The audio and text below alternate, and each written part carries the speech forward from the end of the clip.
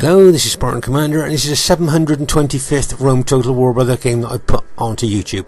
Just to say, those of you that watched our battle on Wednesday will know that that was part 1 of a part 2 battle, and this is the part 2 of that battle, the rematch. Okay, those of you that watched our Wednesday battle will know that the enemy team beat us on Wednesday, and we're looking for a bit of revenge in this battle, or maybe the enemy team will win again. We'll just have to wait and see. Okay, our first teammate is Brotherhood member Aurelius. Now Aurelius has got 10 pikes, 5 archers and 5 cavalry. Okay, 10 pikes, 5 archers and 5 cavalry. Remember, this is 40k no rules battle. If you notice there, he has fully upgraded his Macedonian pikeman, 3 experience stripes, gold shield, gold attack. Okay, quick look at the upgrades on his cavalry, and they have got 8 upgrades on, 2 experience stripes, gold shield, gold attack. So to say, remember, this battle is no rules, 40k each. Notice that he hasn't got any artillery. Okay, so Aurelius has got no artillery there.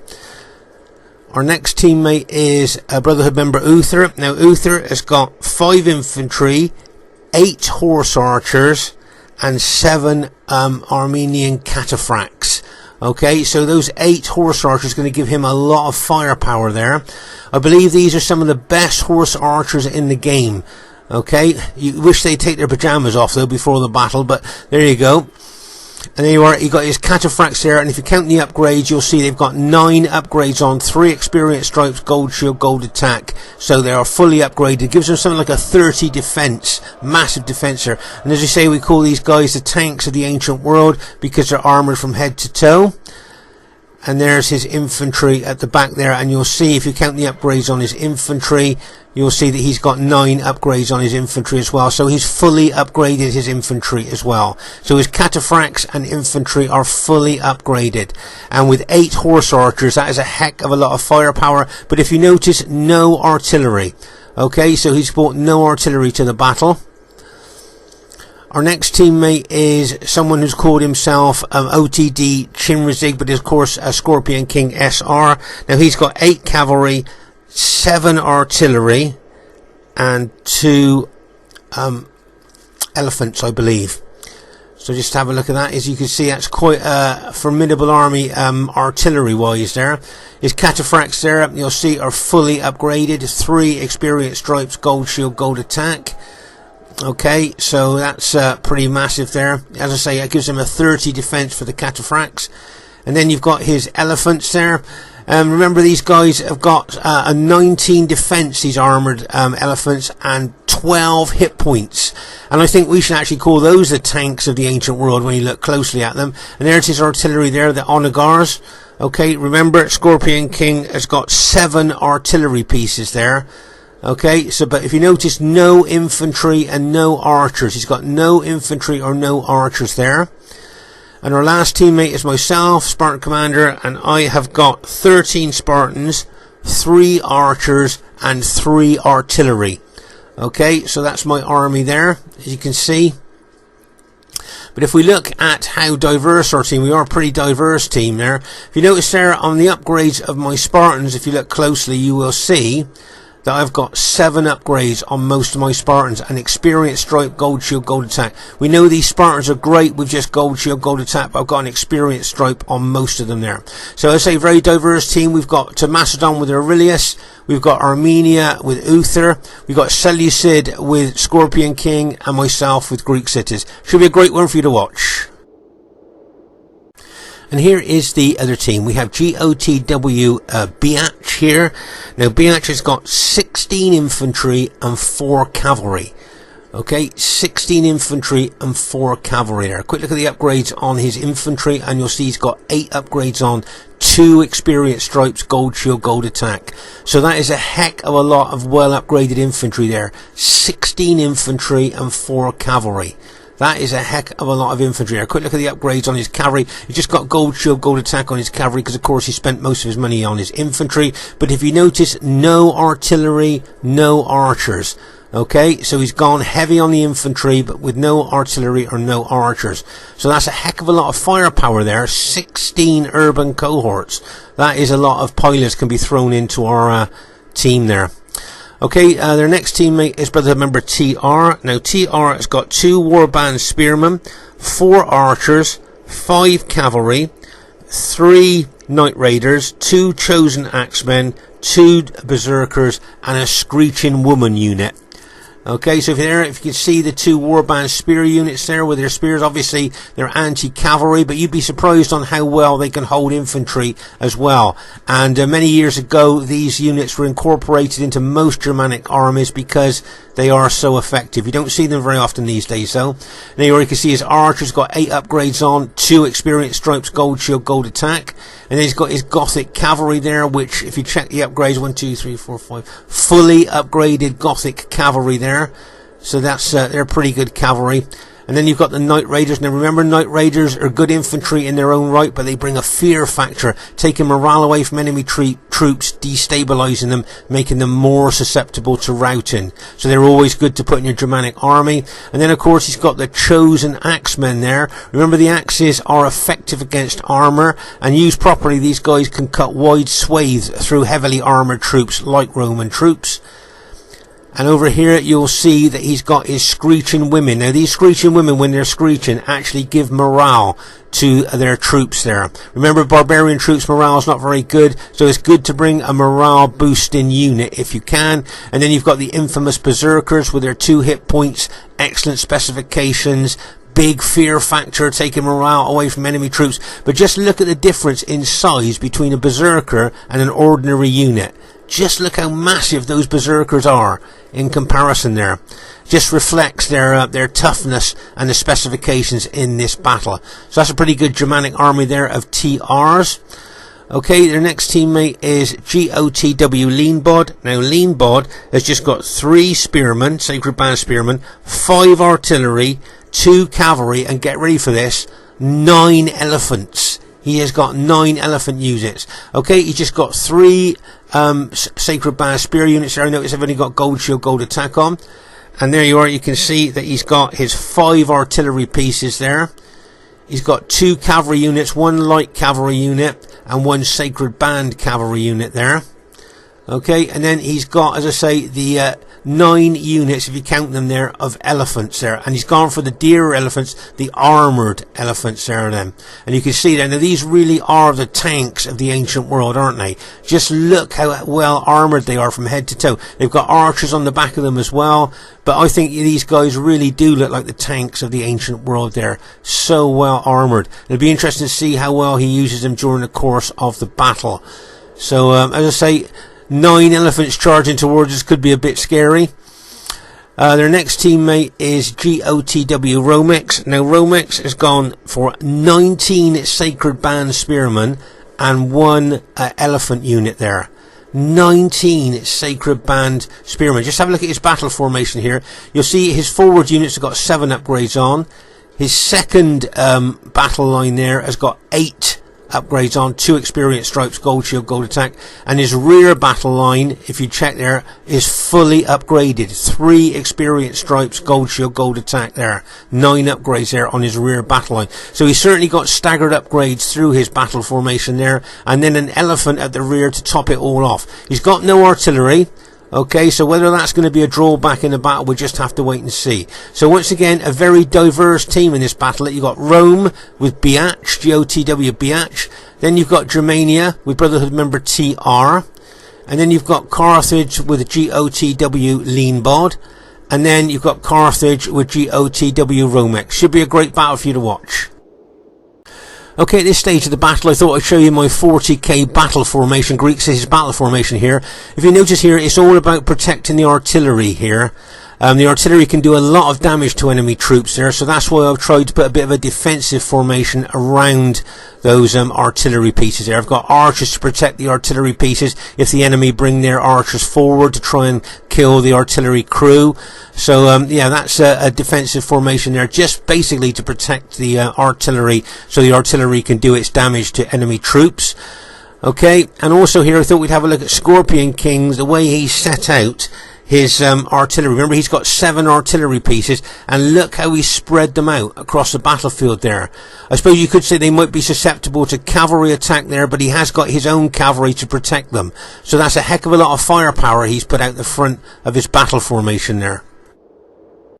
Okay, at this very, very early stage of the battle here, you'll see Uther taking his 8 horse archers forward there to try and target GOTW Leanbod's artillery. If you notice, his artillery is quite exposed to archer damage there, being at the front of his army. My guess is, though, that Leanbod will probably send cavalry forward there. He's got elephants as well to maybe chase the horse archers off, but they could do a lot of damage to his artillery crew there. As you can see, 8 horse archers there, and they're really good quality horse archers too. There you are, you can see Leanbod there bringing his cavalry over to try and counter those horse archers there. But of course, remember, those horse archers can actually shoot as they're riding away from enemy troops, so they could be causing casualties to both his cavalry and maybe still his artillery pieces there.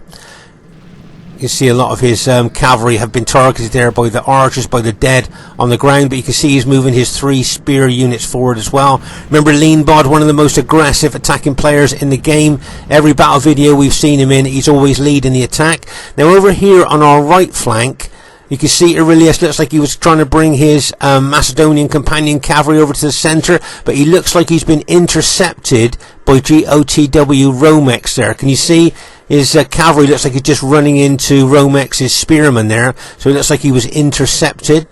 Meanwhile, over here you can see Scorpion King SR's 7 artillery pieces there, shooting loads of artillery shots into the enemy team.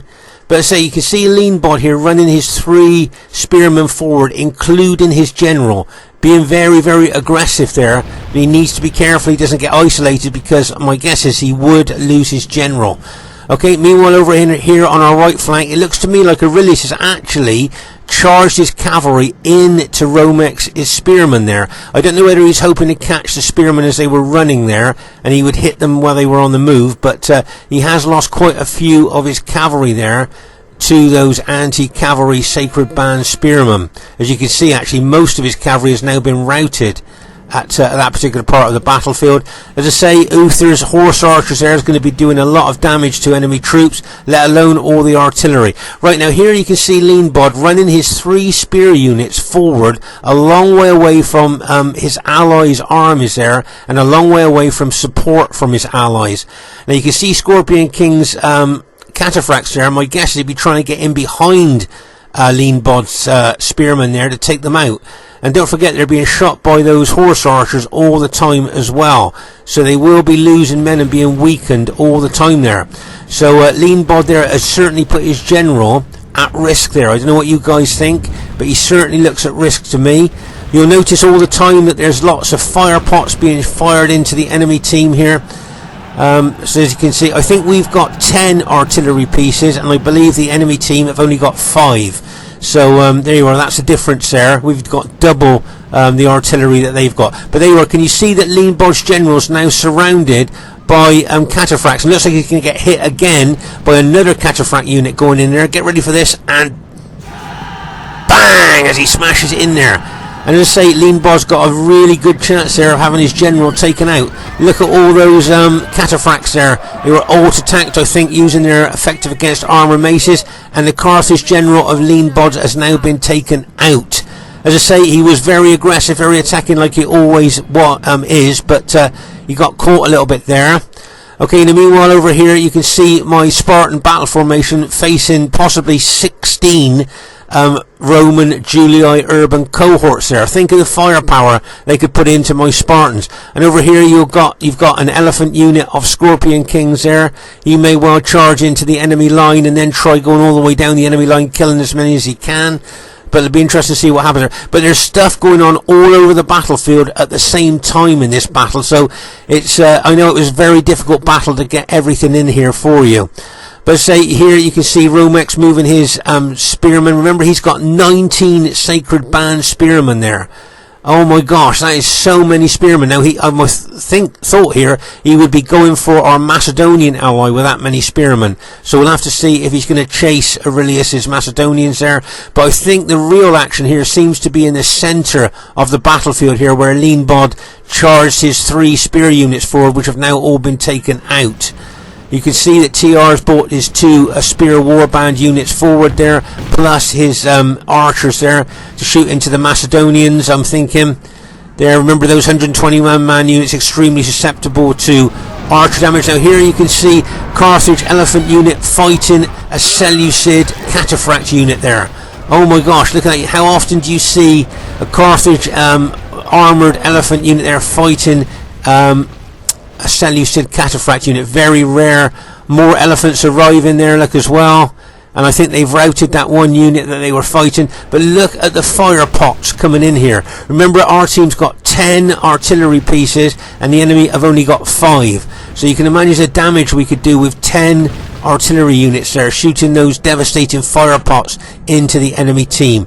Okay, over here on our left flank here, you'll see that elephant unit we looked at earlier of Scorpion King has now run amok, but it looks to me like it's done a lot of damage and disruption to the enemy infantry in front of my main battle formation there. That elephant unit, do you remember we saw it over here, and it came around here, that hit those units, 77 men, 66 men in that unit there. So it looks like the that elephant unit went all the way down the Julii line, causing as much damage as it could.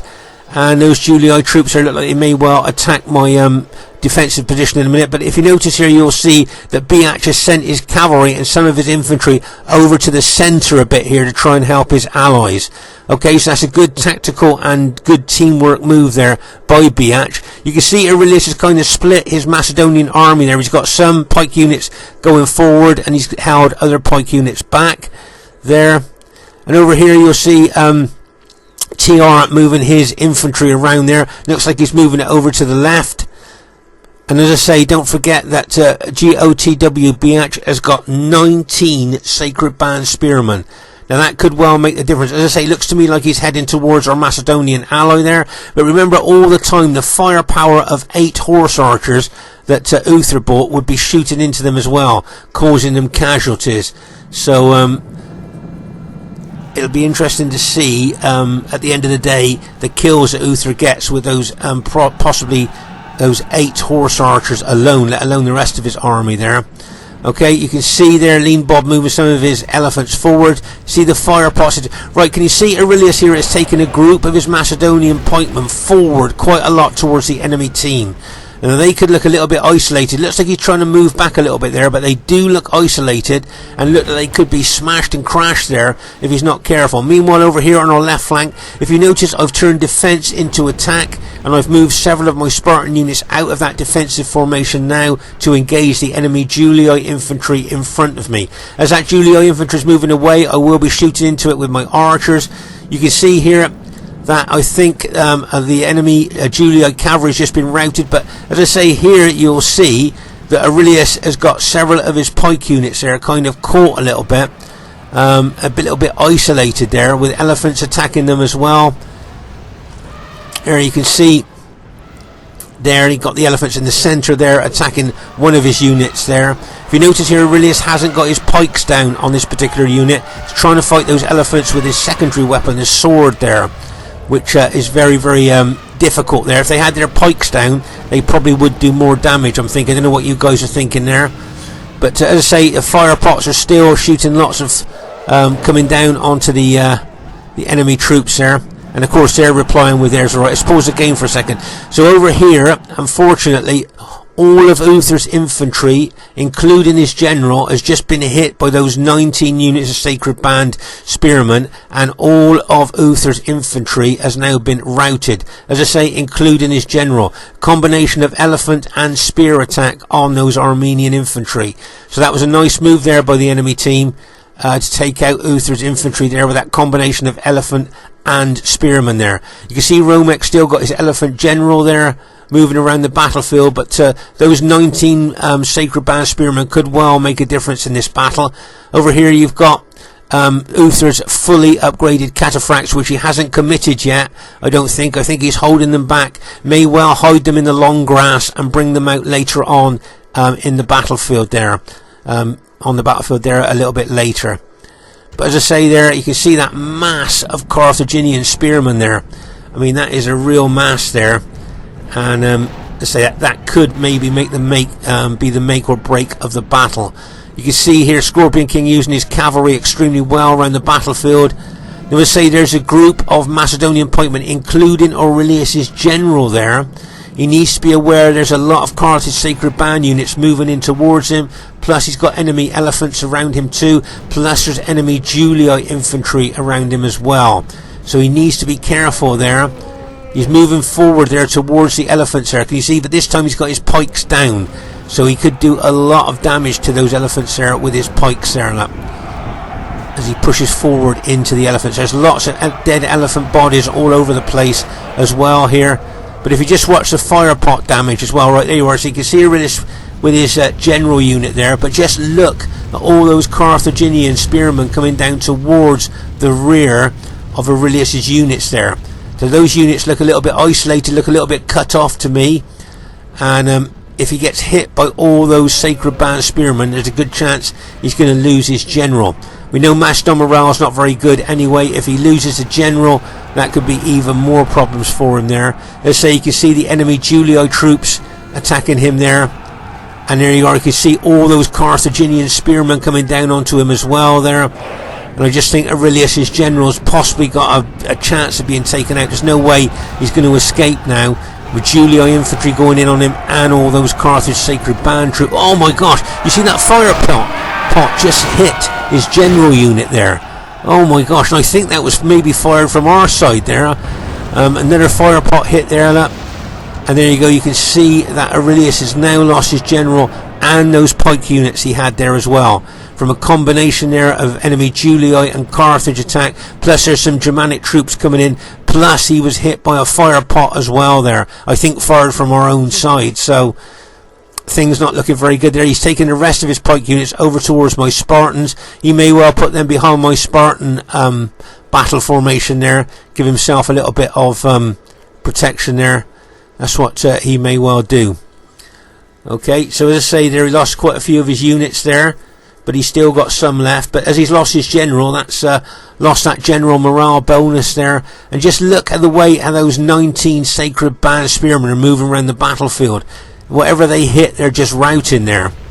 But with the way that the fire pots are going round, keeping your units in close tight formation like that can be a bit of a problem, because you imagine a couple of fire pots landed amongst those Carthage Sacred Band units, the damage that could be done there.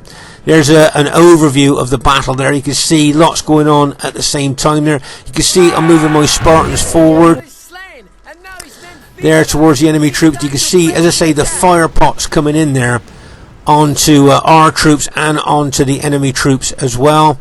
As I say, the fire pots are so inaccurate. Very often you can kill your own men with your own fire pots. As I say, right, let's pause again for a second. As I say, keeping your formation in tight, close formation when artillery is involved can be a problem, because like I say, these fire pots cause so much damage. If they hit a tight, close formation, they can just cause so much damage there. So it's best maybe when there's artillery involved to have your units in open order. I don't know what you guys are thinking there. Just look at those fire pots going bang! Look at the damage. Fire pot, just cool. Look at all those charred bodies there that fire pot just took out. That's the problem when you've got close, tight battle formations there, like we're used to in 31k. As I say, this is all new to us, this 40k each, no rules battles. So as I say, you can see my Spartan battle formation there, and you can see that Aurelius has put some of his Macedonian pikes behind my battle line there. Now we've got a lot of cavalry. I know we've got Scorpion King's cavalry there, and I think we've got Uther's cavalry, which will be hiding in the long grass. So we have got a lot of cavalry, but we are a little bit short on infantry. Remember that Scorpion King never bought any infantry at all, so we're kind of relying a little bit on our cavalry here, and that my Spartans will be able to hold if they're attacked. Okay, But as I say here, that's a big target for fire pots there. If you notice here, can you see that BH has got his units in open order? Now remember, units in open order suffer less damage from missiles. So that's a good thing that he's done there for a GOTW BH. But look at the close tight formations of REMATCH there. You imagine a fire pot hitting one of those close tight formation units, or the damage that it could do in comparison to a unit which is in open order. So as I say, when you fight, when you're in a battle and you're fighting in artillery, it's a good idea to try and keep your units in open order. Look at that fire pot damage there to that close tight formation. All those charred bodies there from one fire pot. So as I say, it's a good idea maybe to keep your units in open order when you've got artillery on the battlefield there. But as I say here, you can see that both BH and REMATCH there have teamed up. BH with his Julii infantry. Remember, he had 16 infantry there. Look at that fire pot damage that's just done there. That's what a fire pot could do to close tight formations there, like units in close tight order there, let's see. And as I say, the fire pots are so inaccurate, I think they've killed hit one of my units there, look. So from my own artillery, and there's another fire pot from the enemy team just hit my infantry there. So as I say, at the moment it's like a kind of, we're just waiting for the artillery to do the damage before we start attacking there. Can you just see the fire pots coming in there? There, so you see my own, I think that was fired from maybe one of my allies' artillery pieces there. The fire pot just hit the rear of one of my Spartan units. Look at the black charred bodies. I think most of them are being killed from our own artillery. That's how inaccurate the fire pots are. Remember, the boulders that the onagers fire are more accurate but do less damage. So that's why most people tend to use the fire pots, because they do the most damage. But they are a double-edged sword, because they can, as I say, be so inaccurate they kill your own troops there. Okay, so as I say, you can see BH there in front of my battle formation there. Oh my gosh, look at that fire pot damage to that tight close unit there. So as I say, there's a lot of artillery going on here, and I think that's what we were waiting for, because we outnumbered them with artillery, and I think we were trying to weaken them with our artillery before we actually attack. Right, just pause the game for a second. So Uther has pulled his fully upgraded Armenian cataphracts out the long grass where they were hiding, and he now looks like he's going over to the right flank, accompanied by his horse archers. And don't forget, Scorpion King's got his Seleucid cataphracts over there as well. So as I say, we're cavalry rich, but infantry kind of poor, really, if you look at this. The enemy have got mostly infantry over there. So it'll be interesting to see how well it goes there with the cavalry attack. But here, as I say, you can see the enemy troops facing my Spartans, and Aurelius is pikeman there. And as I say, we've been trying to weaken the enemy with our artillery fire as much as we can before we actually attack. Another fire pot hit there on the Carthaginian units there. Right, you'll see that Carthage general now is moving his anti-cavalry spearmen towards Uther's fully upgraded cataphracts there. Now if the Julii troops move over as well, I am now going to come out of defence and attack. Okay, so you can see all the enemy troops here moving over to try and counter our cavalry over on that right flank. Okay, so what I'm going to do now, I'm going to up spears, and I'm going to run my army forward there and try and catch the enemy troops as they're moving over towards our allies' cavalry there. As I say, these type of battles are so fluid, there's so much going on. I found it extremely difficult to film this battle, to try and get everything in. These battles, as I say, so fast moving, so fluid, there's so much going on at the same time. So I say, very challenging to film all these type of battles there. Right, you can see, as I say, I've up spears, I'm running my Spartans forward there, and over on the right there you'll see that the fully upgraded cataphracts of cataphracts of Uther smashing into Germania there. Now over here you'll see TR's got his two berserker units, arguably two of the most powerful units in the game, just stood there at the moment. I presume he's just waiting for the right time to bring them in, but maybe the right time might be now, because those berserker units are isolated and could well be hit by horse archer arrows or our cavalry could smash into them and activate them there. But as I say, you can see Uther's fully upgraded cataphracts there, fresh, where he's had them hiding in the long grass, have come out and made a big difference there. Took out a lot of Germanic troops. As I say, I'm moving my spearmen over. You'll see Aurelius is moving his Macedonian. Oh my gosh, that's my general just been taken out, probably from one of my own fire pot shots there. But as I say, here you can see my Spartans moving in on the Carthaginians, and you can see Aurelius is a Macedonian pikeman moving forward as well there. And you can see a lot of the Carthaginian units are starting to rout now. They were very weakened by artillery fire, as we saw. But as I say, those two berserker units over there, it looks like Scorpion King's going to charge his cataphracts into them there.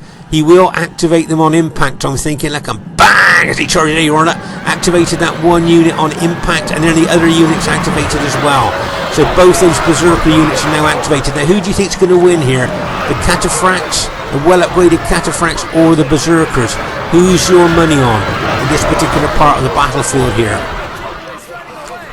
You think the berserkers or all those cataphracts? Who do you think is going to win here?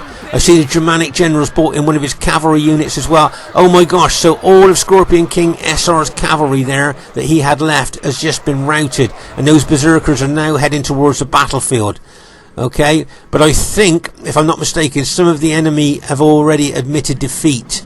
Yeah, the Carthaginian generals look like they've admitted defeat there. I can see all those Carthage units now look like they've mass routed, like where they've just been admitted defeat.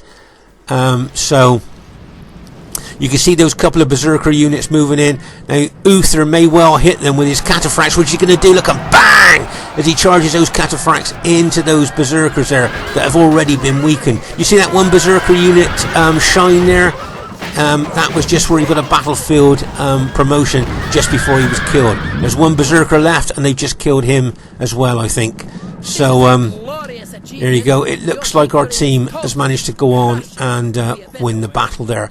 But if you notice, as I said, very difficult battles to film, these 40k no rules battles. Look how spread out the battle is. It's like there's things been going on all over the battlefield here. Over here that you can see, I don't know if it looks like dead Julii troops there. I think that might have been where they were facing my battle formation there, and my archers killed a lot of them. As we move across the battlefield here, it looks like it was quite an intense battle there. It looks like a cavalry battle there. But remember, all the black charred bodies you see on the battlefield, that is all killed by fire pots. And as you notice there, look at that. You can see there's loads being killed by the fire pots there. And as I say, remember, we had 10 onagers, they only had 5. So just look at the amount of charred dead bodies there, where those fire pots did so much damage. As we move across the battlefield there, you can just see another groups of charred dead bodies there, where those onagers shooting those fire pots have done so much damage there. As we move across the battlefield over here, you'll see that Germanic general there has been routed from the battlefield. But as I say, it's a very, very spread out battle with these 40k no rules battles there. There's, as I say, there's stuff going on all over the place, and I find it very difficult to film, to get everything in there. But as I say, looks like our teams managed to go on to win there. First thing I'd like to say is really well played to everybody in the game. And there we are, we've evened it up. We lost Wednesday's battle. And you can see it was a heroic victory. I thought it might have been average, but heroic was must have just edged into heroic. And the highest kills in the game goes once again to Scorpion King SR. I think he got the highest kills on Wednesday as well. So well done with his Seleucid army there, 1,351 kills. Well done to him. So well done to GOTW Romix. Now bearing in mind he had 19 spear units. I should imagine he's probably disappointed with those kills. I don't know what you guys think. There could well be. Well done to GOTW. Lean Boy led the charge of his team as he usually does. He got the highest kills in his team. Well done to TR. Probably didn't get the kills that he wanted to with Germania either. There. And well done to GOTW Biatch. He probably didn't get the kills that he wanted to either. But really well played, guys. And as I say, it ended up one game each. So all honours were satisfied. My kills, not not too bad, but I've still got a lot of troops left. I think I lost less than 300 troops there, if you look at that, so not too bad. I say well done to Scorpion King, highest kills in the game. Well done to Uther, got some good kills there with Armenia, even though he lost all his infantry. And well done to Aurelius, probably didn't get the kills that he wanted to there, but some of his units were a bit isolated, and he did lose a lot of his cavalry at the beginning of the battle there. So there you go. I hope you enjoyed this battle there. I thought it was quite a diverse battle as well. If you look at all the different factions on either team, you can see how diverse the battles were. Hope you enjoyed this rematch battle. Look forward to seeing you soon, and bye for now.